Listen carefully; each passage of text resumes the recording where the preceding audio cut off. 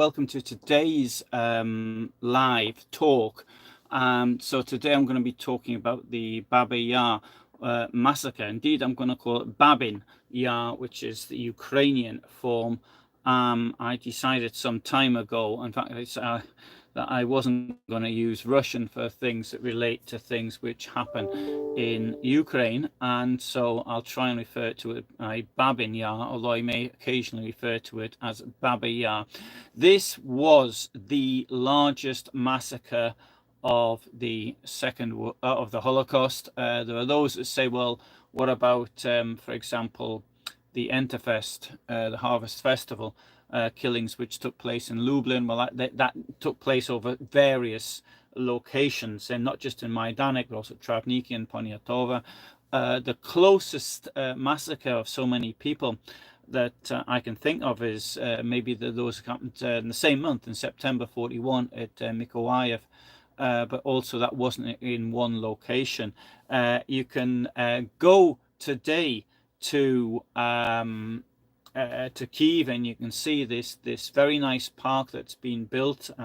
Some of the monuments are to Soviet times, and they clearly do not have a Jewish appearance to them.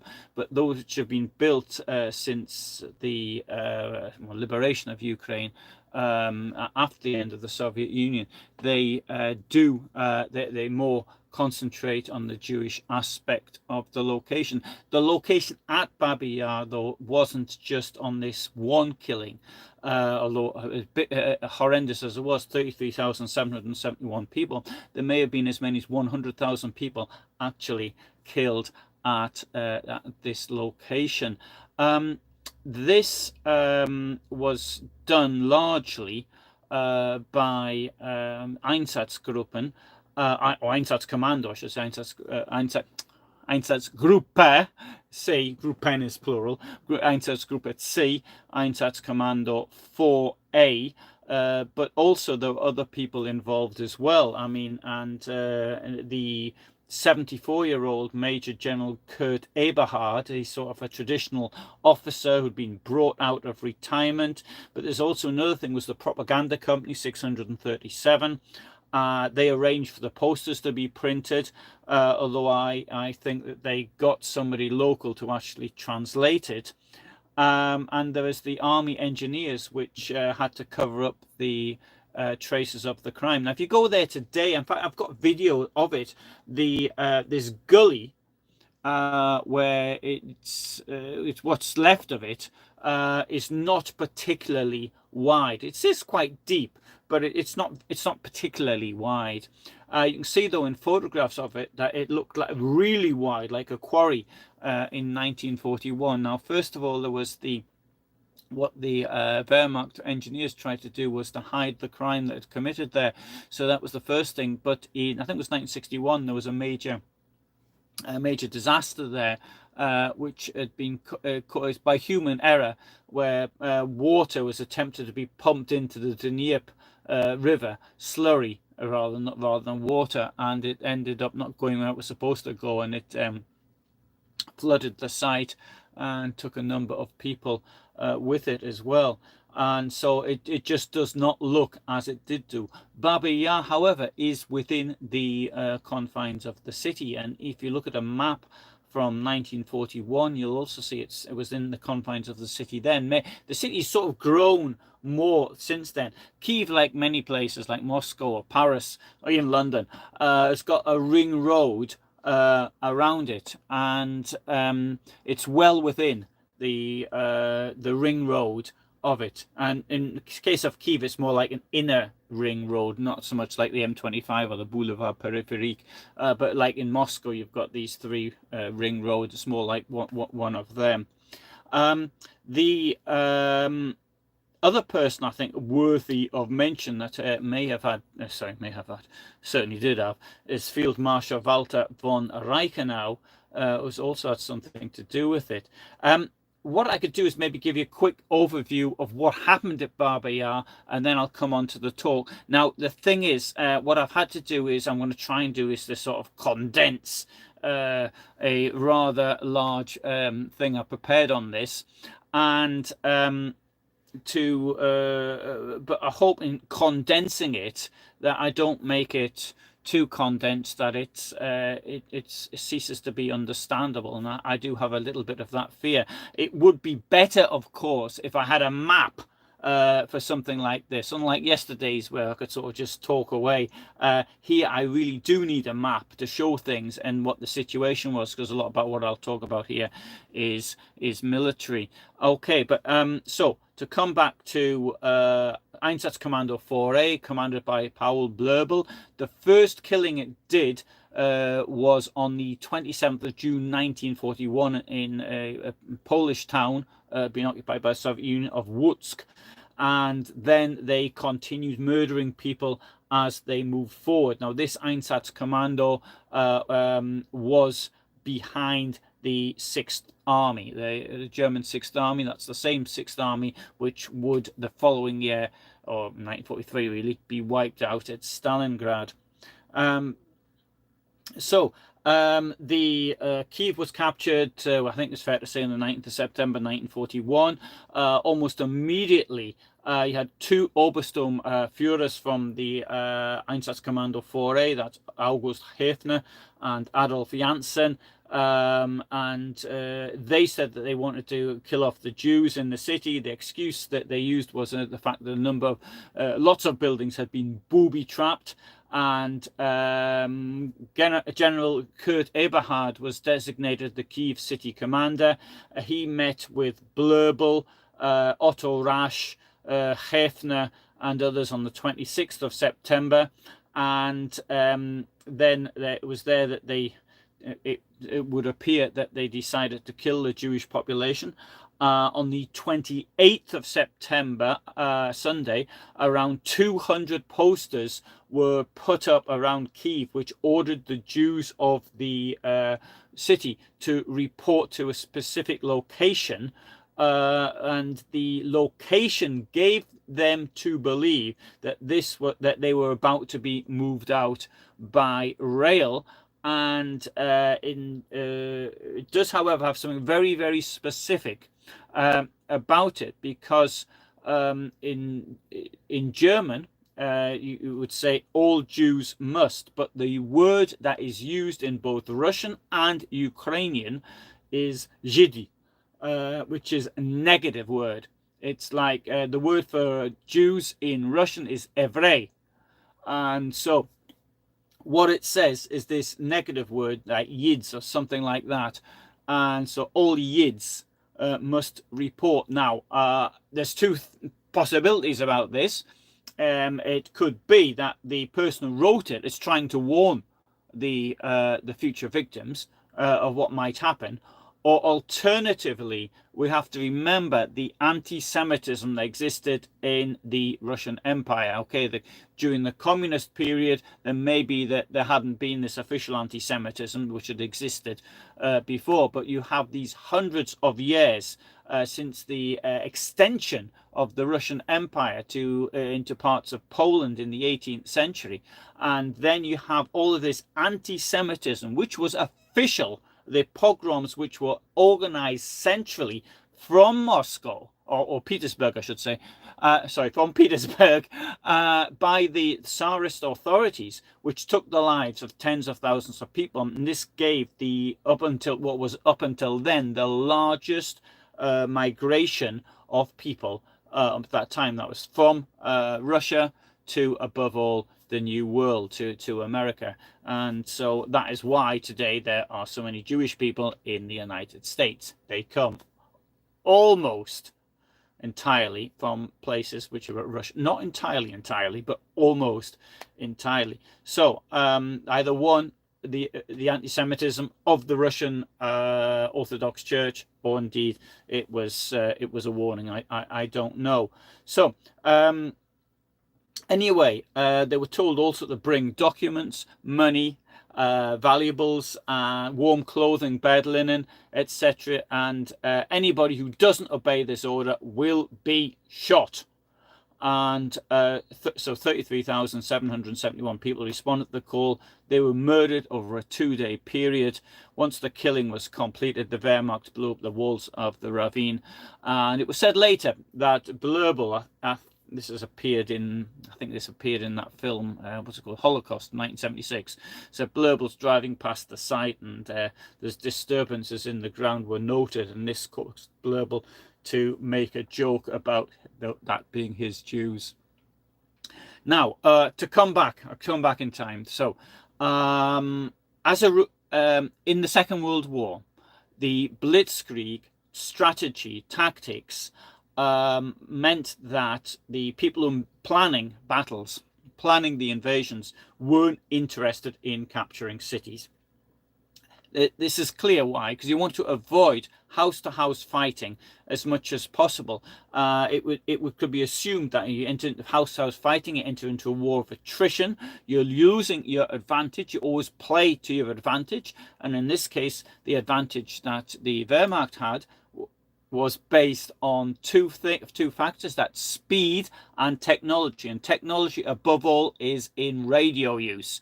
And so the two things together. But if you then get into a World War I trench situation, which is sort of a situation you have in street fighting, then that's completely negated. And as was shown at Stalingrad that I mentioned. So this then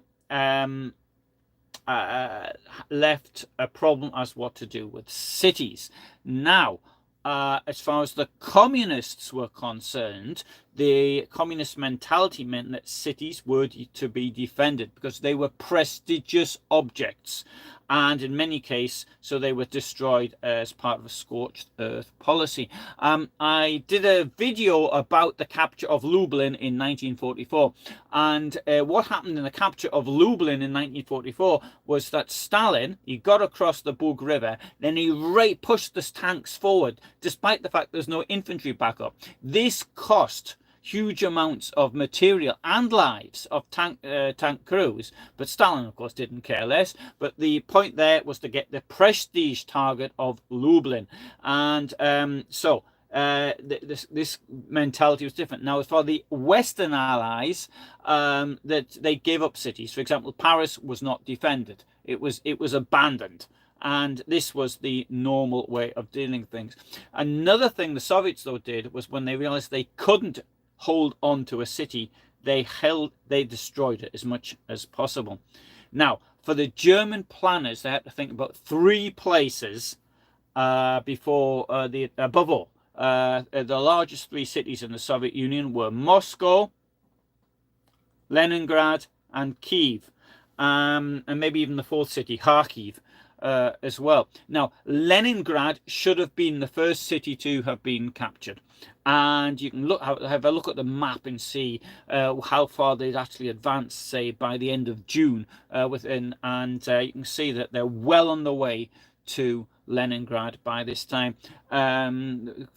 Quite well on their way to Moscow, but really nowhere near Kyiv at this moment. Now, this led to a problem which was due to supplies. And they had done a study beforehand, it was called the Green Folder, and this is stated that, as far as Leningrad was concerned, that it might have valuable shipyards, and it's got in nearby aluminium industry, and so we don't quite know what to do yet. But they didn't quite say that. They said special measures will have to be done at the time. But the army understood it could not feed millions of people in Leningrad. And the concept of completely feeding the army from the country had failed by even middle of July. Quartermaster was Edward Wagner. He said that 50% of the troops' food had to be brought in from the Reich. It couldn't be found locally. Obviously all the ammunition was coming from the Reich as well. This was a compelling argument for people on the ground, and the army on the 17th of October 1941, transmitted an order of Hitler not to accept the surrender of Leningrad, even if it were offered. So, of course, by this time, the chance had actually gone. Now, going back to July of 1941, what to do with Kyiv hadn't been decided. Now, on the 8th of July 1941, Hitler said he wants to destroy all of Moscow and destroy all of Leningrad. On the 9th of July 1941, Colonel General Halder, he's the one in the photograph I used as the avatar, he took the position that Kyiv could be taken by surprise. But of course, by this moment, the Germans were nowhere near Kyiv. Army Group North, Army Group Centre, Army Group North above all, huge advances, really quite spectacular. Army Group Centre was doing really well as well. But in the south, they were struggling. Army Group South was struggling, and it was still in Poland. So it was a long way from Kyiv, or even crossing the former Soviet-Polish border, for that matter. Now, Hitler had issued an order regarding Kyiv on the 12th of August 1941, and he said that Kyiv is to be destroyed by incendiary bombs and artillery, and not actually captured. So this idea of destroying something, turn it into rubble and ashes, was then passed on to the general staff to work out how to do it. Now, I personally think this is totally ridiculous. The amount of ammunition that would have to be used in destroying a city, it's enormous, absolutely enormous. It's just what were they thinking of? It's totally and absolutely ridiculous. On the 17th of August, Army Group South, which had now started to make very quick advances, ordered that the Soviet positions to the west of the Dnieper River had to be destroyed. Now, if you look at the Dnieper River, is really very wide. I've seen it in two places, in Kyiv. Oh, sorry, I've seen three. I was in Kyiv and Dnipro, and I saw it in Kherson as well. And owing to the fact that there were Russians on the other side of the river in Kherson, I didn't get a particularly good look at it, but I did see it from 300 meters. And in Dnipro, it's really big, really wide river, and in Kyiv as well. It's really very impressive river. I'd have to say. I think it's one of the, if not the most impressive river I've actually seen. Now, on the 28th of August 1941, Army Group South ordered the 6th Army to bypass Kyiv in order to encircle the city. And now, in the Battle of Kyiv was the largest enveloping operation in human history. Something like 2/3 of a million Soviet troops were captured. It's often said that why did Hitler stop the panzers at Smolensk and send them on their way south? And a very good argument in favor of this can be said, well, it made this huge encirclement of these troops at Kyiv possible. There's a very good counter argument, and that's this: that should have been thought about before placing the troops in there. But anyway, but thanks to the fact that these panzers came racing down, or rather they came walking down in the case of most people, the panzers would have obviously driven there, it did allow this huge encirclement to actually take place. But the thing was, the Germans didn't know what the Soviets were going to do. Were they going to pull out, or were they going to stay? And this really affected the way that their planning took place. So Halder went to see. He went off to see Rundstedt on the 8th of September 1941, and the plan was that if the Soviets pulled out of their own free will, then they would occupy Kyiv. This is clearly against the orders of Hitler. And in the war diary, it does state that if it should be occupied or not, it is a decision that has to be made at the moment when such a chance might arise. So, however, the Germans were also aware that they didn't have the forces to do this, but they did believe that they could encircle the city from the east, which is what happened. Now the 6th Army Command, so von Reichenau, he had urged the army to actually capture Kyiv as soon as possible.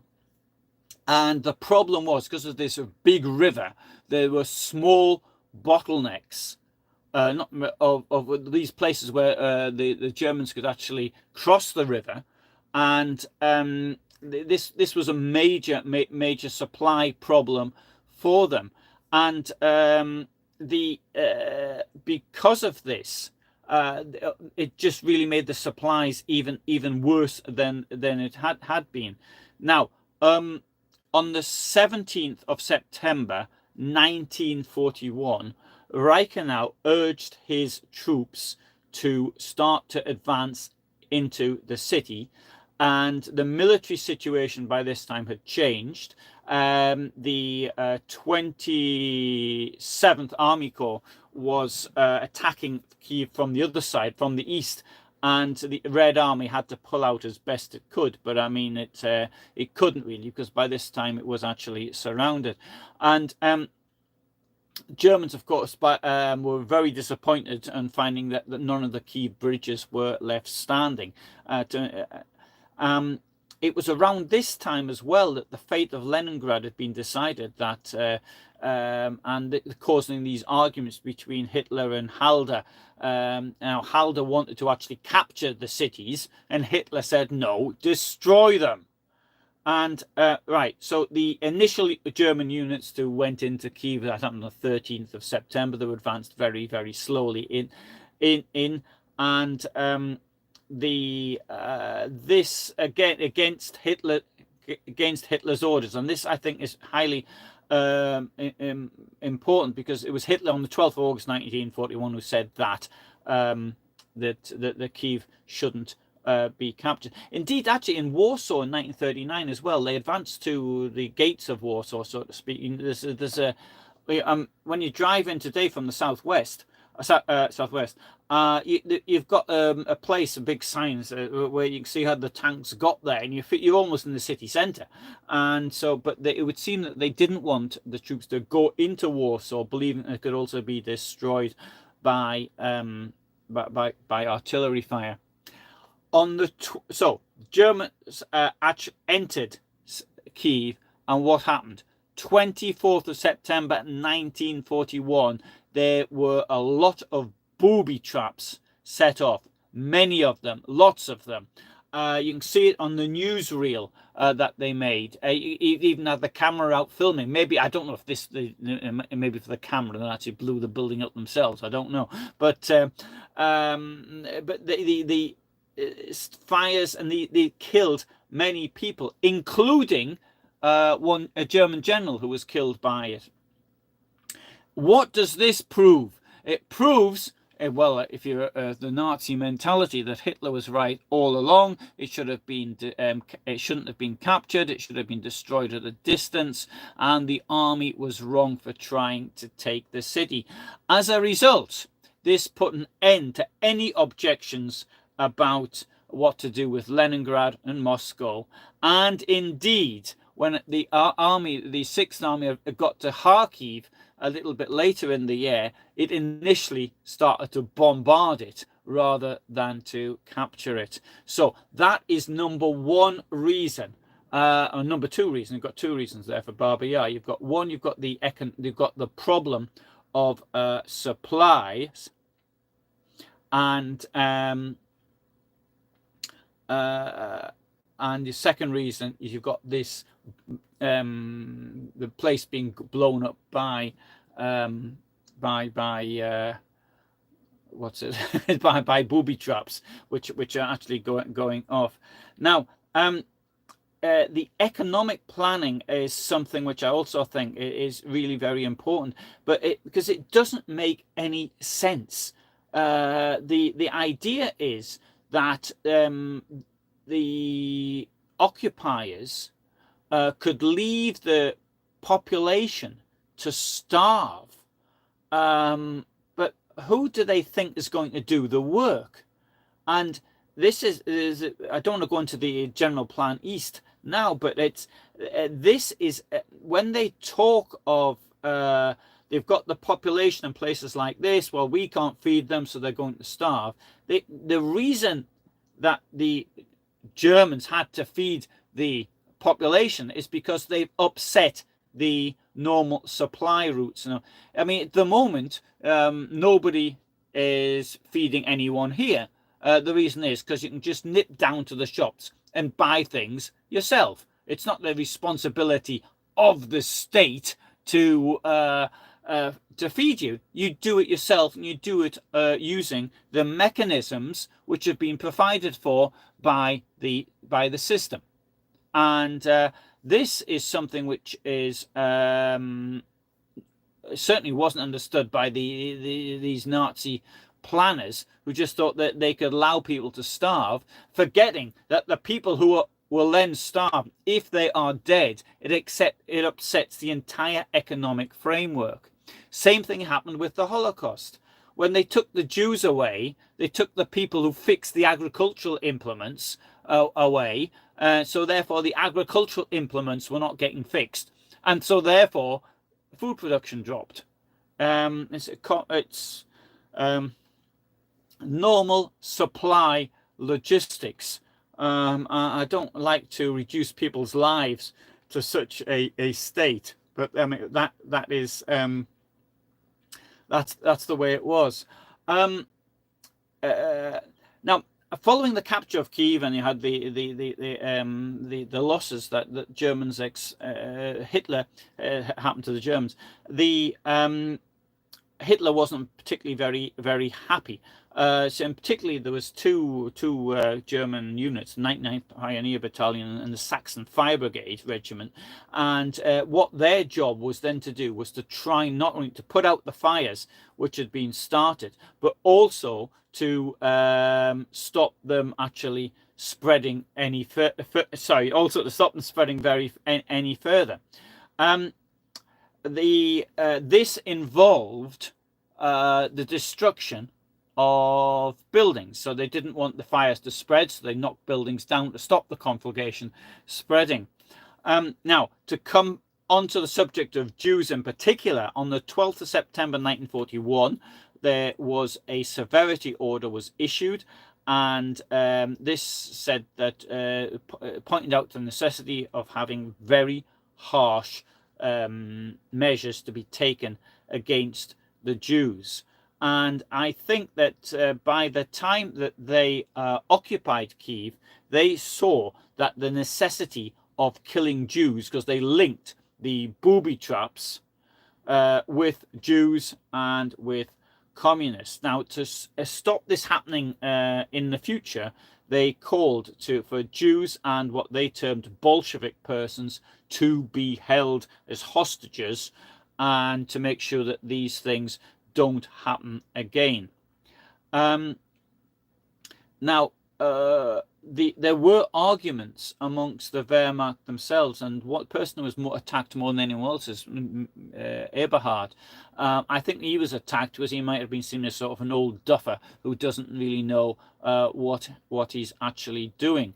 But there were other people who attacked him. Said that, for his age, no doubt, he was overburdened with work. He didn't have enough people on his staff. He was there for things weren't being done properly. So therefore, why should maybe you need to get somebody else a bit more dynamic doing it. And there's another thing though which I think is important, is that Kyiv was, as a city, it offered accommodation. Now the places which were the best for housing troops were those which had been booby trapped, and what they were questioning though, why do we need to put the troops in the city in any case? Of course, by the time the winter came around, they had a very good reason to actually do that. There is actually another thing I actually want to point out about these booby traps. No, sorry, let's go back and just a little bit.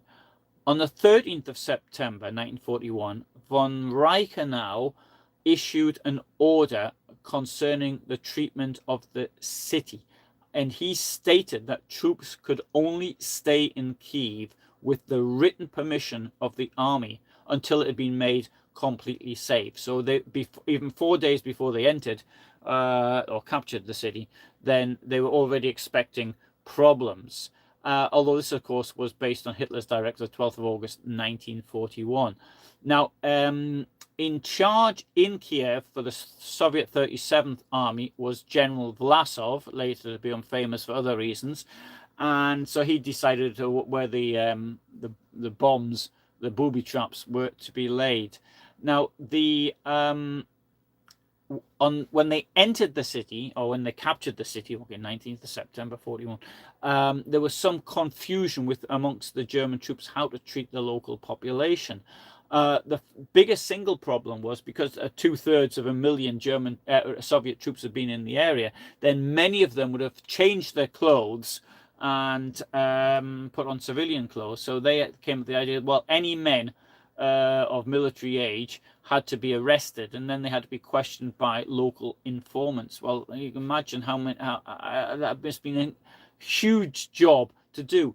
At the beginning of 1941, or beginning of the Soviet Nazi invasion, there was about 900,000 people living in Kyiv, and so arresting all the men. I even think maybe there wouldn't have been like 450,000. I don't know how many were there, but most of the population probably be female. But all the same, it's a huge task to actually round everybody up. Not only that, but they were to be helped, of course, because one of the things that could help them is the physical characteristics. Somebody who was Asiatic was probably a soldier, so they could come from other parts of the Soviet Union, and they'd been that's one of the things. Incidentally, one thing I noticed in Moscow was that the police, at least the lower ranks of the police, all seem to be from ethnic minorities of Russia. They seem to be from the Far East somewhere. Maybe not all of them, but a very large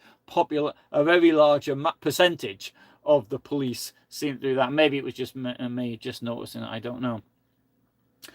On the 21st September 1941, the 6th Army issued an order for the treatment of the male population of Kyiv, which suggested that all the men, all of them, need to go to one of these examination camps. And they had this idea of having a surprise raid on the 22nd of September 41.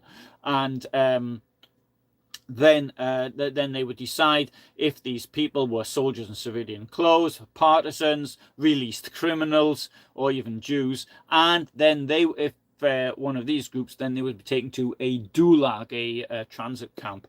Now, the 75th Infantry Division, though, further stipulated that commissars and released criminals, quoting them, were to be handed over to the SD, the Sicherheitsdienst. Now, on the 23rd of September, General Hans von Obstfelder, he got together his 6 subordinate divisional commanders, and he issued orders. And in these orders, he definitely said what the approach was to be towards the male population.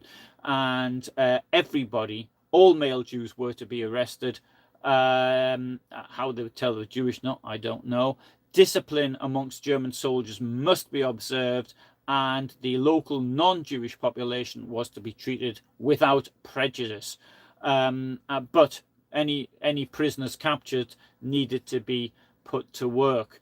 And Hans von Obstfelder is clearly one of the most important criminals in this. He was born in 1886. He died in 1976. He was never punished for his role. I don't think he was even questioned for his role in the Babyn Yar massacre. So the 99th Light Division, in looking at its reports, repeatedly arrested what it quoted as being suspicious Jewish women, and they were handed over to the Sicherheitsdienst. If they handed over the SD Sicherheitsdienst, then it's pretty certain they would have been murdered. And so the arrest procedure was that the arrests are to be made upon denunciations from the local population, but it needs to be, one has to be careful, because often these denunciations occurred because of personal disputes. You don't like your neighbor, so you denounce your neighbor. That was quite common. I mean, that happened in communist countries as well quite often. Therefore, a thorough investigation is needed.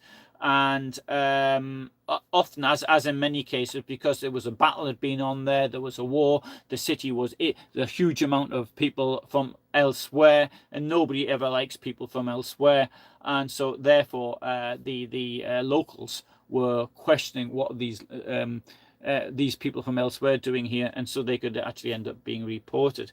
But the 29th Army Corps did note that the population on the whole was relatively friendly towards German troops, and that there'd been no problems with that. Now, on an appeal was made on the 24th of September 1941, saying that everybody, all Kyiv citizens, should voluntarily participate in clearing and cleansing the city, so that Kyiv would acquire an external appearance consistent with its ancient culture. I think I'm quoting that verbatim, or more or less. Following the explosions it happened on the night on the 25th of September, Obstfelder met Reichenau in the Hotel Continental, and then they had to decide what they would do about these explosions. Within hours, the civilian population in certain areas was being ordered via loudspeakers to get out of their homes, as a large-scale demolitions were to stop the fires spreading were ordered. I think this is a normal procedure when fires take place, but you can imagine this is that their people are very poor to begin with. They lived in the Soviet Union, and not a country where lots of people had lots of things, and they were very reticent to leave their possessions behind. The order via loudspeakers further went on to say anybody who didn't get out of the property would be shot, and this actually encouraged people to report where they believed that mines had been hidden, the booby traps. And there was a captured Russian lieutenant, and he actually reported that several large explosive charges which had failed to detonate. His name was Boris Levchenko, and he urged the Germans to dismantle the charges, and that's why this work was carried out at night of the 25th to 26th of September. And there were quite a lot of other people doing this as well. Normally you wouldn't, unless you really had to, try and dismantle something like this at night. It's just a little bit dangerous. So with all of this going on, somebody had to be blamed for it, and given the hundreds of years of abuse coming from the Russian Orthodox Church, the population was quite happy to blame the Jews to a certain extent. And this was something which the younger Germans, having themselves been subject to 8 years of, at least 8 years of anti-Semitic propaganda coming from the Nazi authorities. They were also prepared to actually blame the Jews. So after the widespread explosions, many German troops were pretty nervous.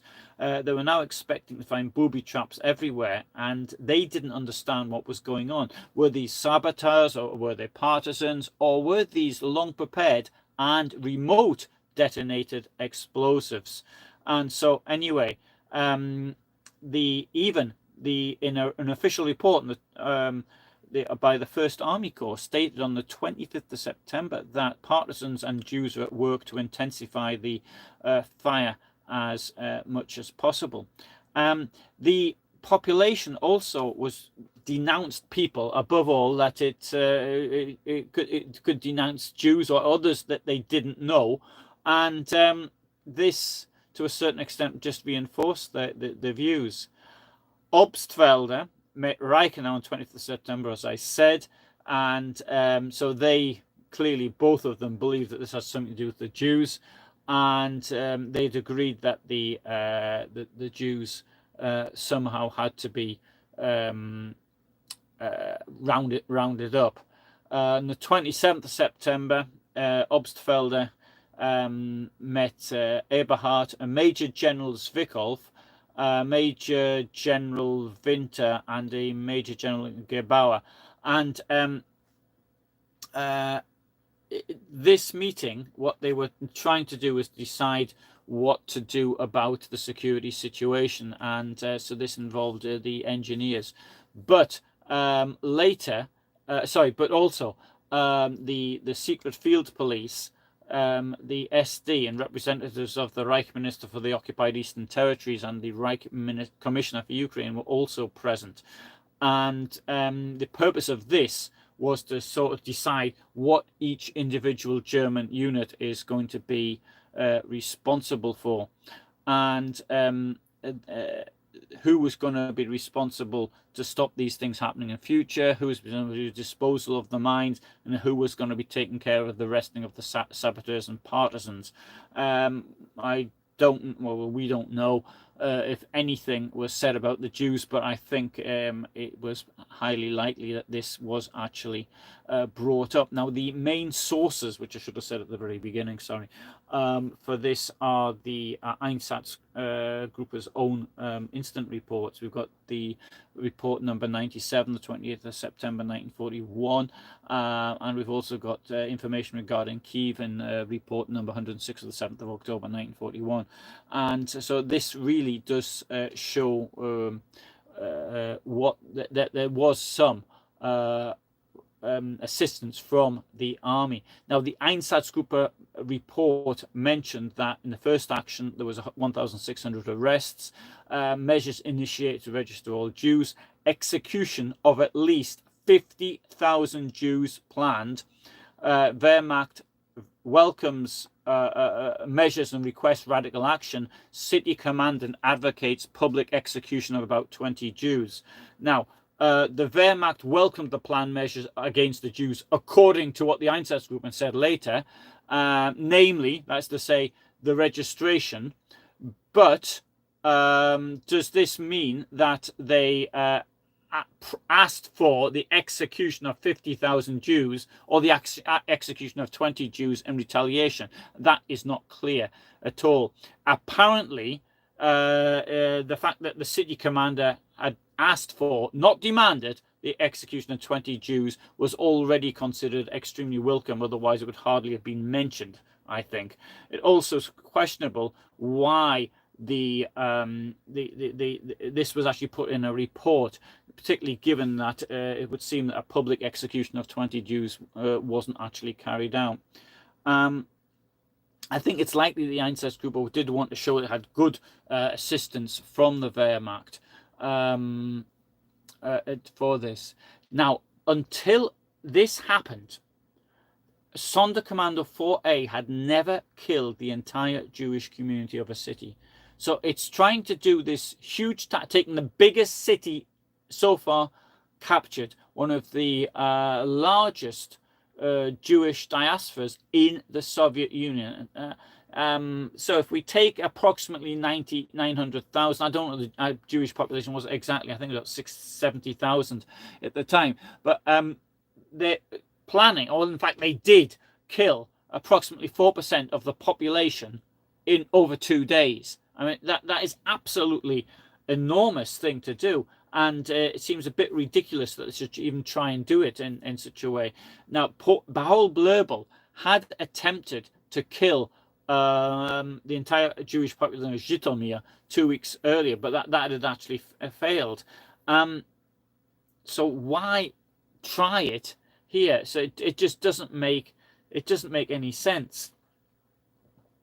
I can't actually explain it. Now, another person who was largely responsible was the Major General Zvikvolf, who took over on the 27th of September 1941 as garrison commander. Now, it's hard to believe that he wouldn't have known about the murder of 4% of the entire population of the town he was garrison commander of. And I would have assumed also that he was in some place to actually stop it. The legal responsibility of the city of Kyiv was undoubtedly with the army, not with Sonderkommando 4A. I think that's about it, really. I don't know if I've actually explained it as well as it could be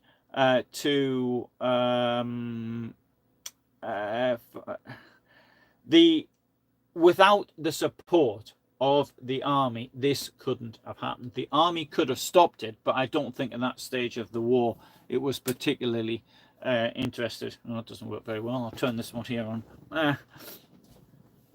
Oops. There we go. Turn this one off. And I think to a large extent, when I did a video on von Reichenau 3 years ago, and yesterday I did a couple of shorts videos on von Reichenau, sort of came back to me a bit. Von Reichenau himself was really anti-Semitic. But up to a point, because his wife's sister was hiding a Jewish person, and he used to go around there and used to play chess with him and used to drink together. So he even warned his wife's sister that if he was ever caught, then even he would not be able to help her. But so he was telling her to be really careful, and he used to bring things around for him as well. So it's so really illogical. Maybe he just didn't see the link between his wife's sister's future husband, as it turned out, because they got married after the war. And anyway, good. Sorry. So I'll have a look at some of the questions actually, and here we go. So hello John, hello Senor, and Tosh and Craig and Sharon and Scott and Donald Duck. Right, I'm not certain if it's the original Donald Duck. Leningrad, they did not enter. Moscow, they could not enter. And Stalingrad was not to enter after it was bombed by the Luftwaffe. Yeah, this is a really good point. Sorry, I should have said this. The problem with bombing places is it turns them into fortresses. That happened with Monte Cassino. It happened with Caen. It happened with Stalingrad. It doesn't work as a tactic, and see the same sort of thing actually happened in Bakhmut 2 years ago. Is that it was destroyed by the advancing Russians, and in doing so they made places which were easier to defend, and then so you've got a housing block which is 10 stories high. Well, if that comes down, you've got a nice pile of rubble with the cellars below, which can be defended. Actually, I even saw this myself in Ukraine, how the buildings which had been come down completely, but you could still get into the cellars. I mean, there's one place I got into a cellar. So Anyway, yeah. Good. Scott says more of Hitler's idiocy. Yes. Um, John mentions that Hitler wanted to turn Moscow into a lake. I mean, yeah, absolutely. I mean, how ridiculous. I mean, what is the point of that? Anyway, so Tosh mentions, oh, if you look at what happened in Caen, it was an advantage to defenders if you destroy a city. Tanks, etc., are blocked, not getting down the streets. Yes, yes, quite. Actually, tanks isn't so much of a problem. It is the fact that you've got areas of fire which are very difficult to pinpoint. I think the tanks would go, but a tank shouldn't be in a city in any case, because even today it's quite easy to actually reduce it. In Ukraine, I haven't actually published. I've got lots and lots of film from Ukraine, but there's certain things I just don't want to. But one of the things perhaps I should have put up is there's instructions on how to destroy Russian tanks, and they just put it on posters, and when these tanks entered into larger cities, they became easier to actually get rid of. So they got the weak points, and they point out where the weak points are and what type of weapon you have to use to get it against them.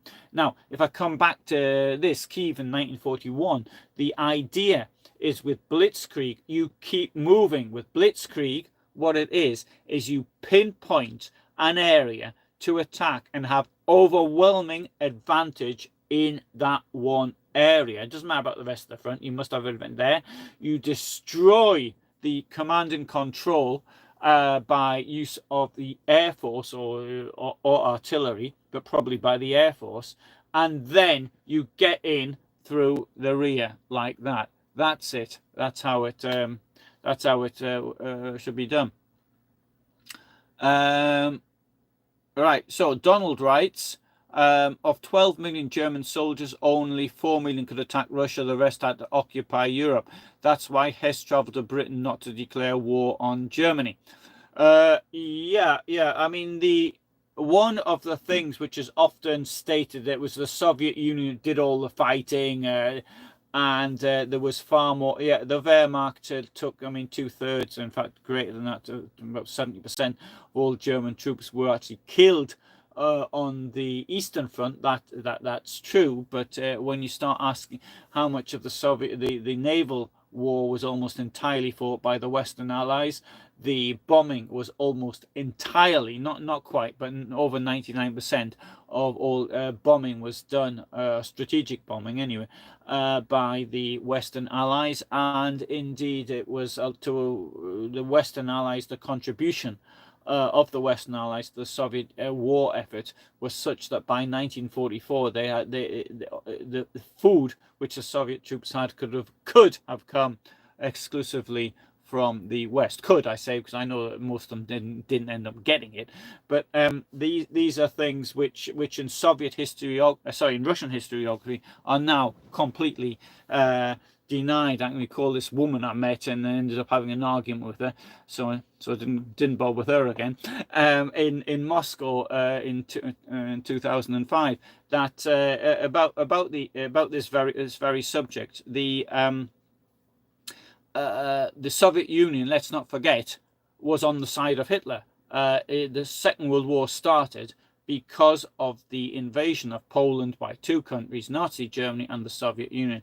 And the Soviet Union, during the period of its alliance with Hitler, went on to invade Finland, Latvia, Lithuania, Estonia, Romania, and obviously it helped itself to more than half of Poland as well, and most of this territory Poland didn't get back.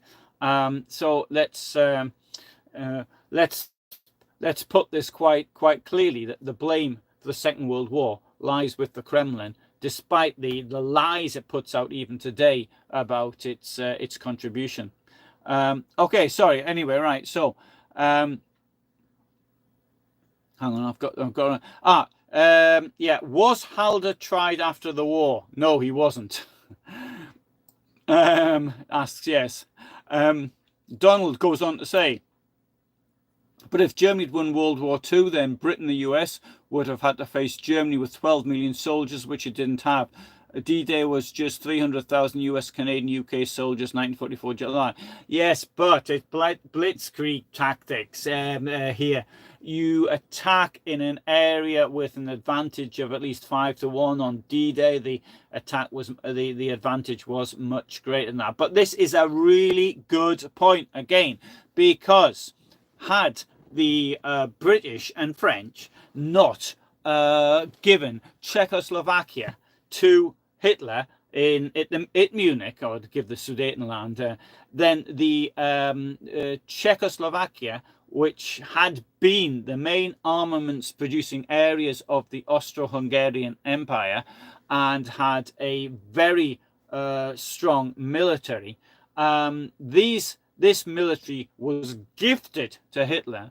And if we look at the tanks which then went on to attack Poland, many of them came from Czechoslovakia, and those attacked France in 1940 as well. So this is the same situations we have today with Ukraine. This is why Ukrainians aren't asking our troops to go there. We should be giving them our weapons to stop them, the Russians. It's quite clear that Putin wouldn't stop in Ukraine. He'll just keep going on. So it's a very, very, very important point there. Sorry. Hang on, where am I now? Okay. Yes, right. Wasn't Eric Koch in charge in Ukraine? Indeed, he was. Yes. There's a really good book about Eric Koch, which I read it in '94, 30 years ago. It was about a British person. He was a farmer, and his farm failed, and then he got a job in the intelligence services, and so he went to Nazi Germany. I think it was about 1935, and he met Eric Koch, and you've got these long descriptions of Eric Koch in this, and this was done when he was from East Prussia, and I can't remember the name of the book though. I'd certainly happily read it again, but he was still alive, the author, when I actually wrote it, although he was well in his 90s by this time. But yeah, Eric Koch, he died in Poland in prison in 1986, I think it was, and he got his death sentence, but it was commuted, and yeah, I could have interviewed him. Anyway, I didn't. Right, so Donald writes, Hitler was 12 years in charge of Germany. Same goes for the United States. Roosevelt 3 times 4 years. So what is the difference? Both invented after 1929, work programs, unemployed. So what's the difference? Yes, there's a major difference between Hitler and Roosevelt, and it is the following. From an economic point of view, the New Deal in the United States was based on things which could then be used. For example, the most famous case is that of the Hoover Dam, which then supplied electricity, which and allowed opening up also at the same time the agricultural possibilities of the area, because there was now water there. Las Vegas, to a large extent, was a product of the Hoover Dam. Without the Hoover Dam, it wouldn't have been possible. Now, as for Hitler's case, what did he actually do? Well, he certainly expanded the motorway. He's often been credited with coming up with the motorway, but motorways he didn't. I mean, the first motorway was actually completed in Germany in 1932. He expanded the motorways, but this was, but as people couldn't really have cars, that didn't make much difference. The work programs that the Nazis introduced were largely due to had military military aims on them. So unlike the Roosevelt's programs, which then themselves could have were seen as an investment, the only investment that Hitler's plans had was, first of all, was moving the economy to a socialist economy. That is to say, where companies which are owned by the government. And that's a big first thing. But the only way this could actually work is by conquering other countries and then stealing their resources. So that's what I would say the difference is. Roosevelt was when 1932, so yeah, so Hitler was 33. So really there wasn't much difference there. Right. So, and Donald goes on. Oh yes, sorry, right, not Donald. Yes, right. It seems both leaders were also more concerned with the fate of horses in Poland than people. Well, yeah, I don't know much about Roosevelt, so I'm unable to answer that one. Hello, Elma, and Elma's mum, sorry. And Elma's asked you to actually click the thumbs up button, so if you could do that, I'd also be grateful. And yes, also, sorry, no, I'm going on. John says, the Babyn Yar massacre took place on my father's 9th birthday. I have pictures of his party that day. Pretty weird. Yeah. There was a pogrom that took place on my father's 21st birthday, and I never actually told him about it, though. I don't suppose he would have been particularly interested anyway. Um, um, Yes, right. What was Alexander Pechersky from Ukraine? Yes, he was. No, he wasn't. Sorry, he was from Alexander Pechersky. He escaped from Sobibor on the 14th of October 1943. No, he was living in Rostov actually. I don't think he was from Ukraine. He was from Rostov, if memory serves me correctly. So Rostov's in Russia. Senor says, was Kurt Eberhard supposed to be prosecuted before he took his life? I need to watch a video from 2 years ago about Eberhard. Yeah, Eberhard. Yeah, he was going to be. He was held, and he would have been. He would have been prosecuted. As far as I'm aware, there wasn't a request for him to be sent to the Soviet Union. Obviously, been sent there, he'd have been executed. He wouldn't. There's no doubt about it, as far as I'm aware. But in any case, he committed suicide. And John says, like Himmler said, everyone had their own special Jew. Yes, I don't think it was Himmler said it, was Goering actually. But yeah. Sure, he's a fine fellow, but all the rest are swine. Yeah. And each 80 million Germans has their own special Jew, and words to that effect. And sorry.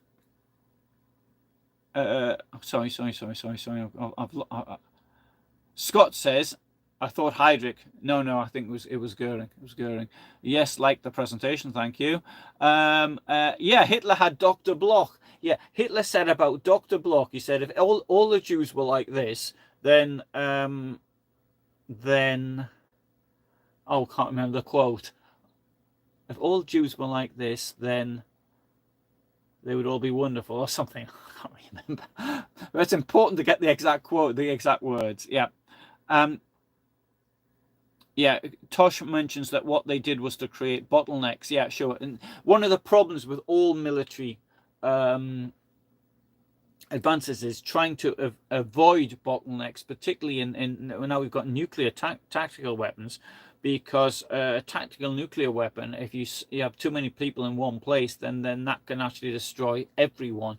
In the Second World War, it wasn't so much of a problem. But the problem for feeding people was is that these supplies had to come in over very long distances, and the reason this happened was because of the destruction of the normal supply networks. Another thing that has to be borne in mind is that the Soviets, Stalin, had deliberately killed by starvation some 4.9 million people.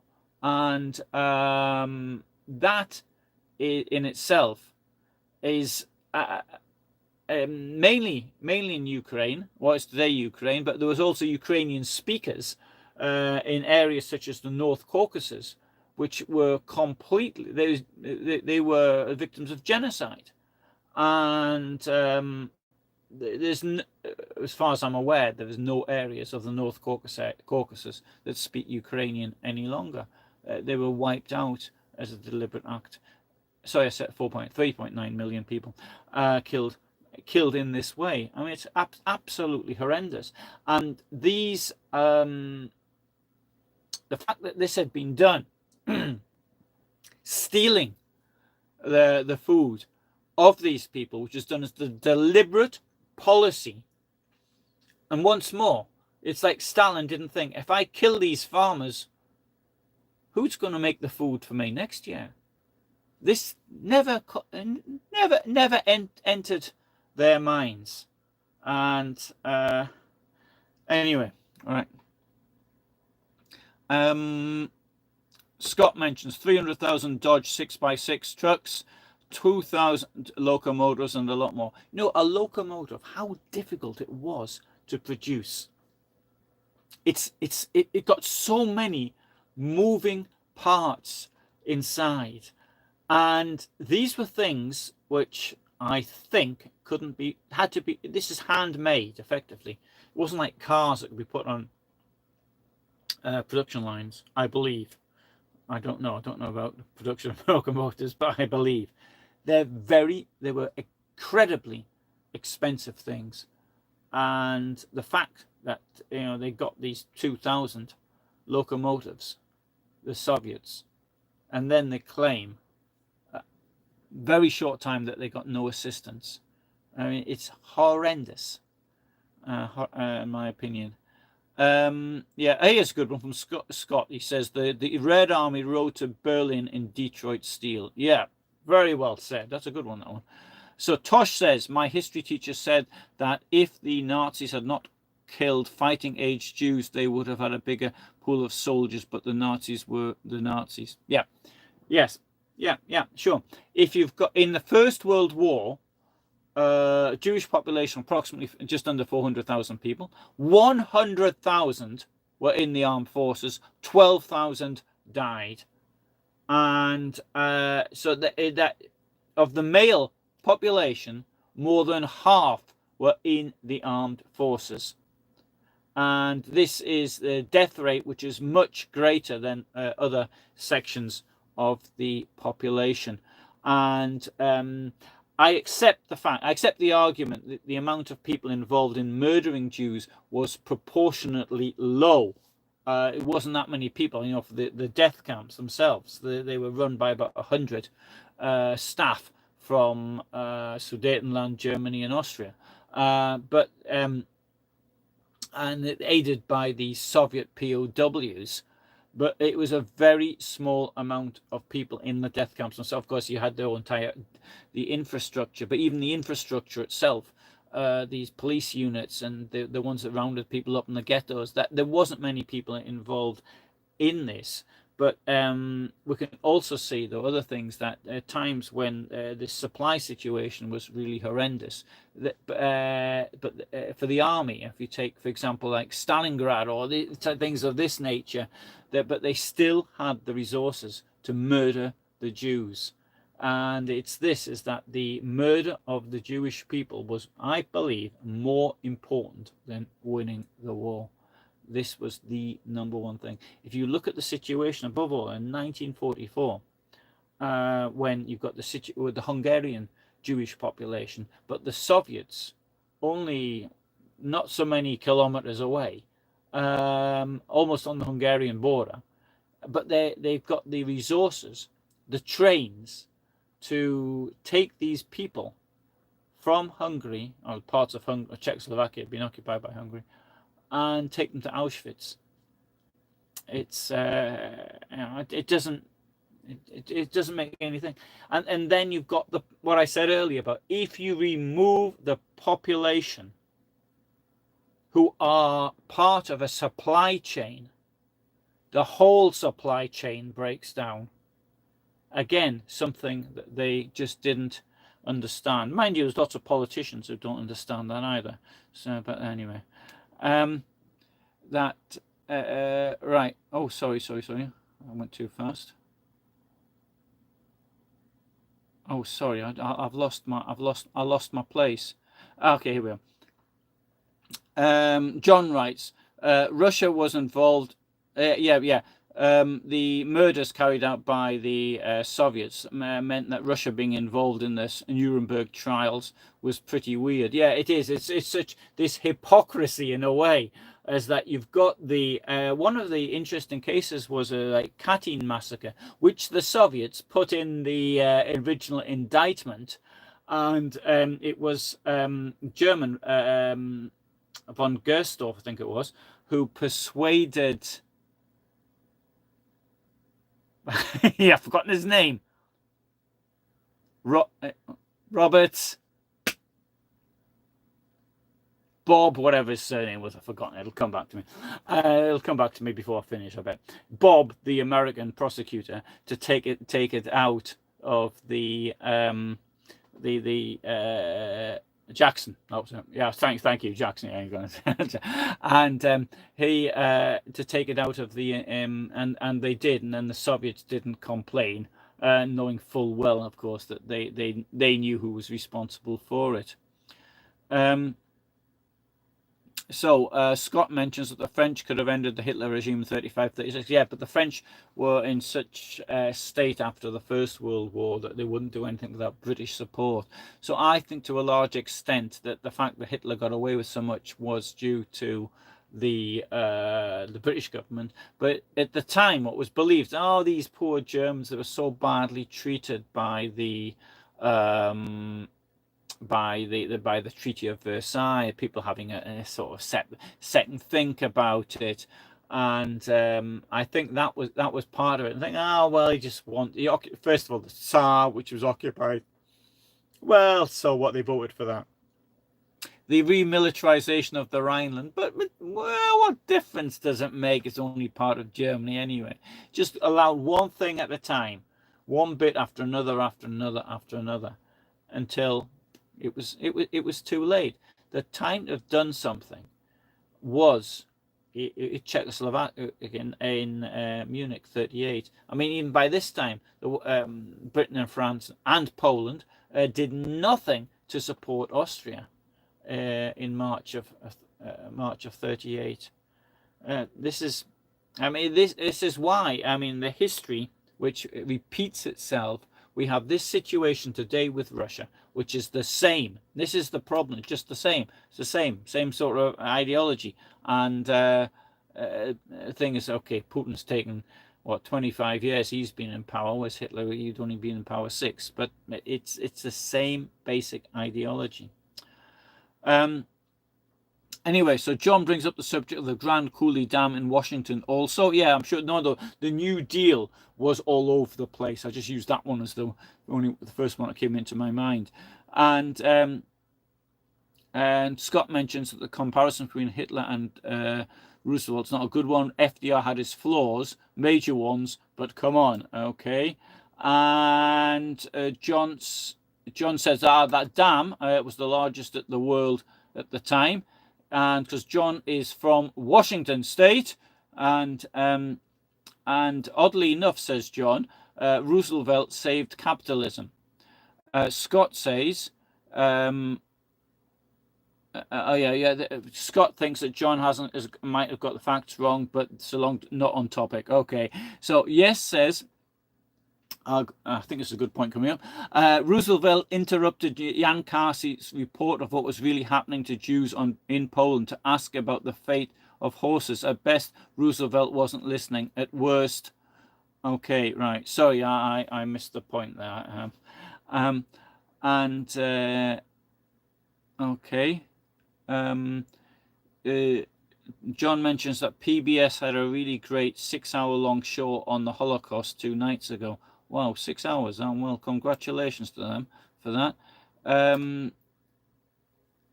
Tosh mentions that Goering said his Luftwaffe could supply the Wehrmacht with 400 tons per day. That went wrong then. Actually, I think it was 100 tons per day. But given the fact that the RAF was supplying, well over 1,000 tons of bombs to German cities later in the war. I mean, the pathetic effort at Stalingrad showed. I mean, the thing with Stalingrad was that they should have retreated when when they had the possibility. The whole thing of getting involved, bogged down in street fighting, just because Hitler thought that the name Stalin in a name made it worth capturing.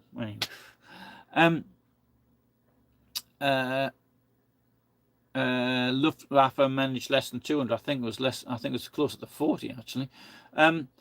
Scott says, I have an alt history idea where Goering becomes the non-Nazi but dictator of Germany.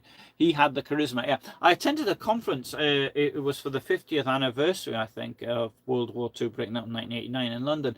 And somebody said there, yeah, but the thing was, a British thought they could do a deal with Goering because he was sort of cute and cuddly and had a good sense of humour.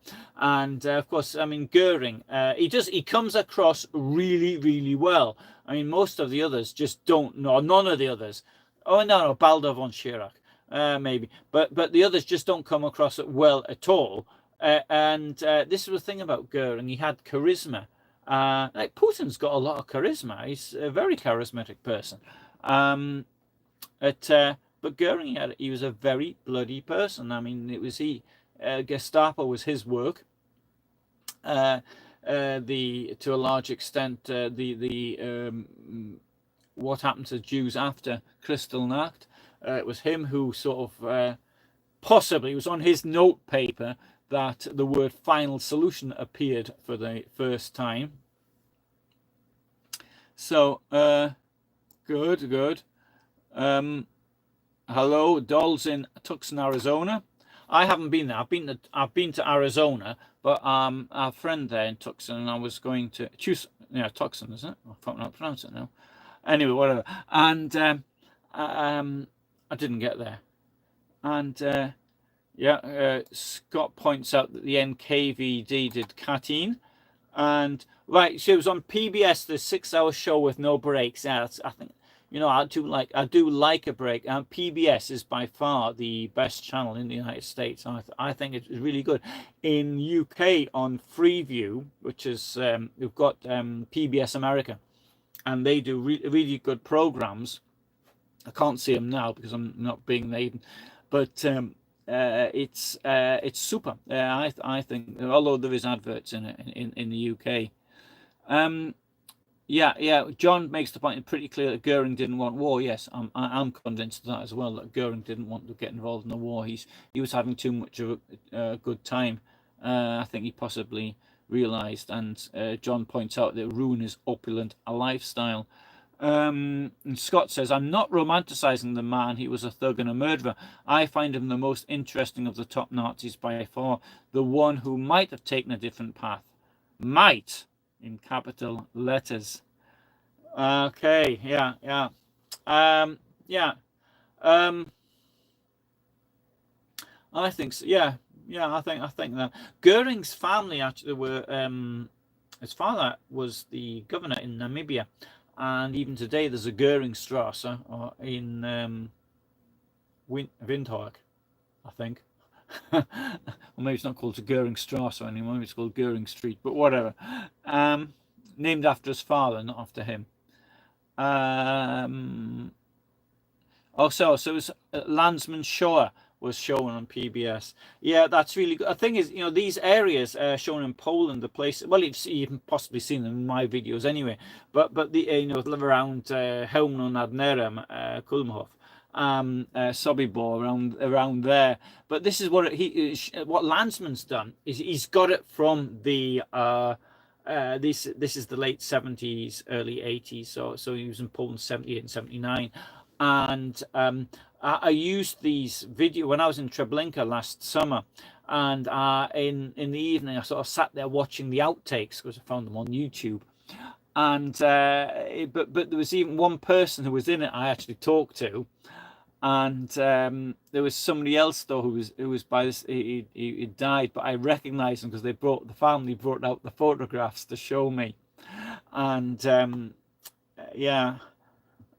but Landsman, he had a what's the word? He had his bias. He has an agenda. He wanted to put all Poles in a bad light.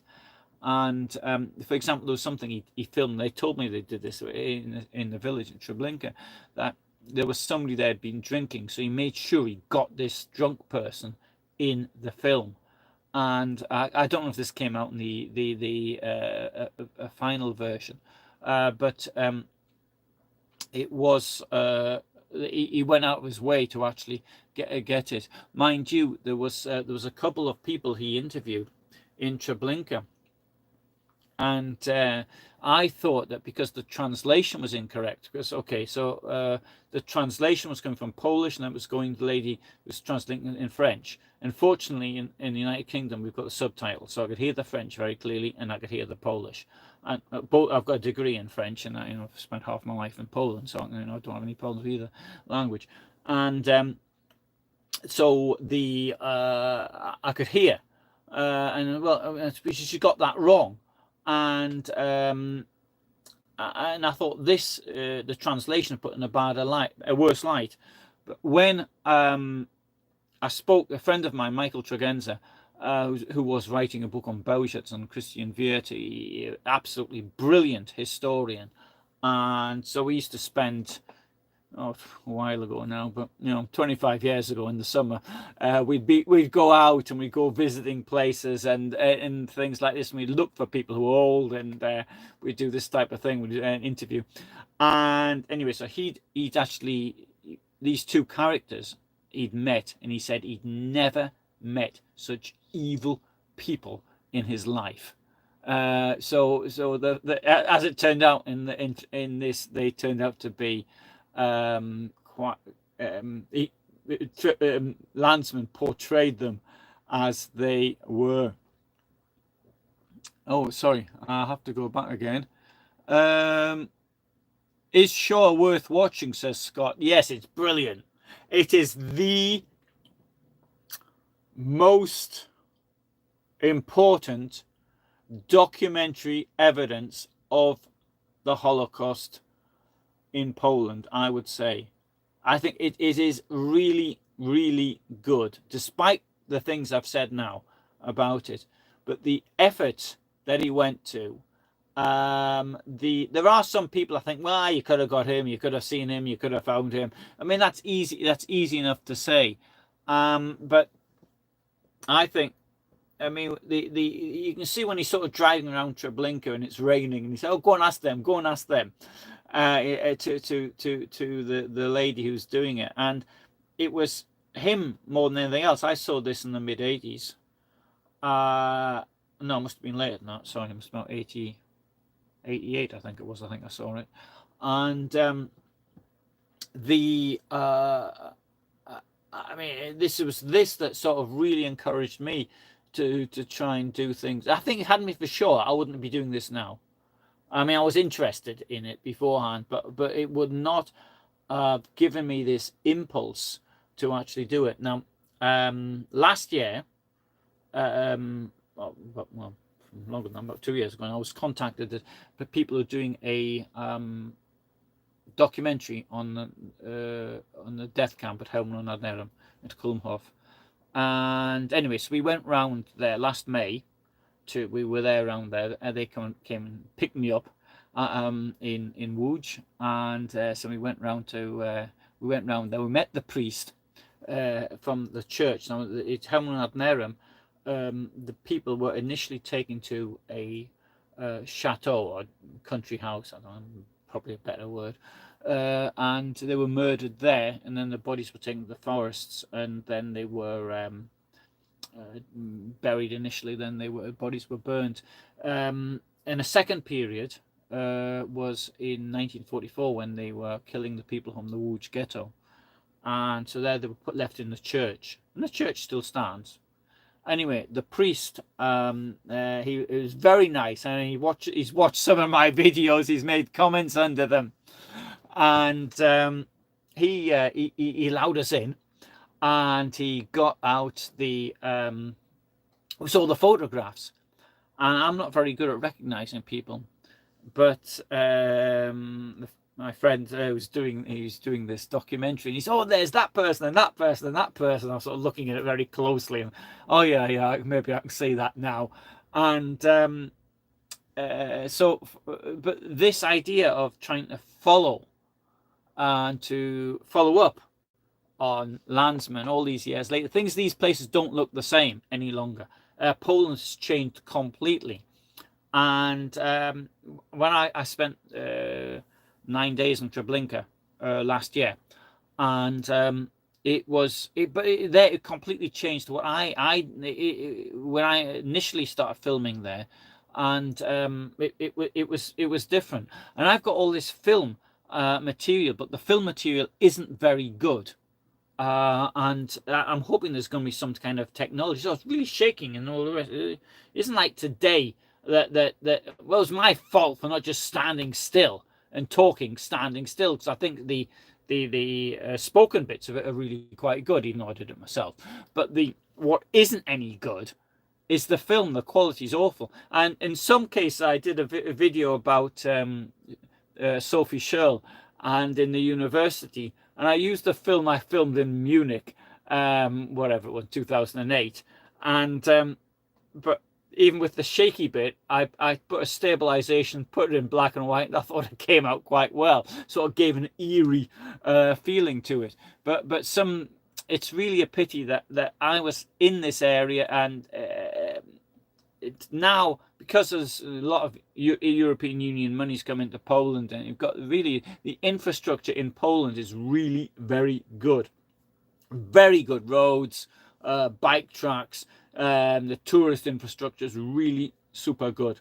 But anyway, it looks different now. At Helmut Nerem, they in 1996, I think it was, or 95 it was, I saw the director of the museum, as it was, for the area, the bus stop, and I stopped and picked him up. And he told me, "Oh, we've got some money to be able to do some archaeological excavations there." Now there were a number of archaeological excavations, and I have a video up actually from 2008 where I go there and I've got this stuff in my hand, these buttons and things, which would have been material which had from the victims that had been wearing it, and these were things thrown out, and then maybe the clothing had disintegrated, but the buttons were still there. And from the archaeological work that was done there, I was taken into the storerooms, and there was all these piles of stuff which had been brought by the victims, and had just been thrown out the windows by the staff from the camp. Anyway, right. Oh, sorry, I'll come back on to this a little bit. It's anyway. So I think. Sorry, I went on to a bit of a rant there, or a ramble on Shoah, but Shoah is really, really good. Yeah. And Tosh says we've learned nothing from history as it keeps on repeating itself in Ukraine. Yes, this is it. This is absolutely the case. There is nothing I can see clearer than the situation that exists today in Ukraine and Putin. It is, they're using the same ideology. First of all, saying, well, our people are being oppressed. We want to liberate our people, even though the people themselves don't want to be liberated. It's the same. Russia is a one-party dictatorship. It's what uses a system. It's got this mysticism so the Nazis used this Volkish system, sort of a belief in the power of the land. And after a conversation with a friend only this very morning, I said, I'm not going to use the word Volkish any longer. I'm going to use the German term, because Volkish is a German term, but it doesn't come out very well in English. But Blut und Boden, the blood and soil. It's a blood and soil ideology that they are superior. So the Nazis believed that the Germanic race was superior, and the Russians believe that they are superior. So they are a superior race. And this is ingrained in their ideology. And so you've got the Führer state, you've got the idea of the swastika. Now the in the case of the Russians is the Z symbol. A Z doesn't exist in Russian. The Z, as we know, if you said a word beginning with Z, it looks like a 3. Something like that. I'm not going the way around. And it's a so it's clearly it's used as a swastika. And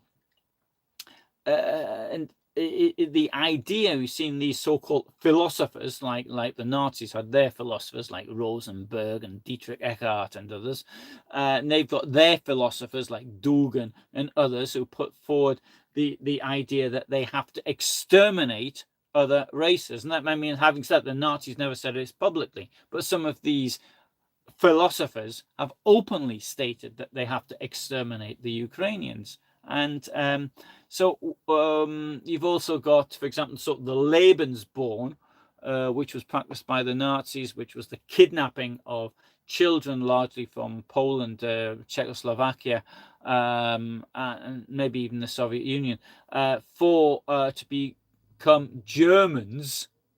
And they're doing exactly the same with Ukrainians. This morning I saw a video, I don't know how accurate it was, so I didn't check it or anything, but showing how kidnapped Ukrainians are being taught, brainwashed into hating the country they come from, and giving military drills and this type of thing.